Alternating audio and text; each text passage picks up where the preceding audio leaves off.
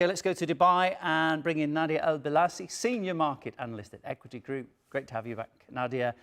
Investors seem pretty calm. Maybe they're getting used to President Trump's tariff threats. This time it's South Korea in the scopes. Why do you think the markets aren't reacting more negatively? I think this has already been priced in. As we saw in the past week, that we saw Trump threaten 200% tariffs on Europe's wine, and then negotiations happened, and then everything was okay after. So I think markets have come a bit accustomed to that. There's going to be threats, there's going to be negotiations, and everything's going to end up being fine. Also, if we look at China, China's trade surplus has done a staggering 1.2 billion of exports to rerouting to other countries. So I think that we've learned the lesson from China and the US trade war that things eventually end up being slightly okay. So I think this is why markets are not overreacting as well, that it's priced in that these political flare-ups happen from time to time. But still, what's really driving markets upwards is the AI and the tech sector and earnings that are still doing really, really good. The Federal Reserve make a decision on Wednesday. What effect has been, well, as I was going to say, what effect would a hold in interest rates have on the markets? And what would you think the markets have priced in so far? What are they expecting?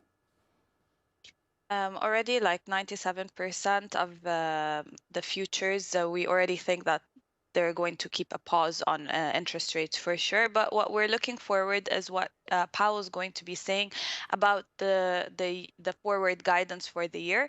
So I think that we're expecting 2 to 3 rate cuts, and I think that with inflation slightly being put together for the past couple of months, not higher than 2.7%, I think this is also giving markets a bit of relief. But I know that because we are near the 3% trajectory, so definitely it is a bit of worrisome in some sort of aspect. But I do think that we're going to have a pause. But what we're really looking for is the forward guidance, and I think that markets have already priced in that there's not going to be a interest rate cut this month or this week actually.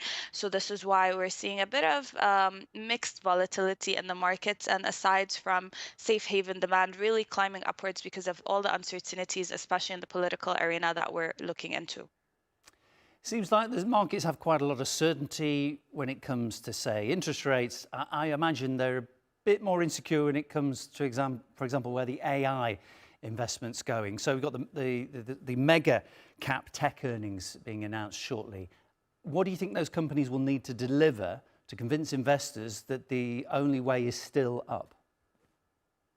I think they need to deliver the marginal cost for this. So margins are being hit hard. If we don't see profitable income coming from all the AI spending that we've seen over the past couple of years, this is really going to hit stocks. I think this is the only thing right now priced in to actually take major indices or stocks really to lows and end the rally. Just the spending on AI and the profitability margins that we're really that we're expecting to see from earnings in the next couple of weeks.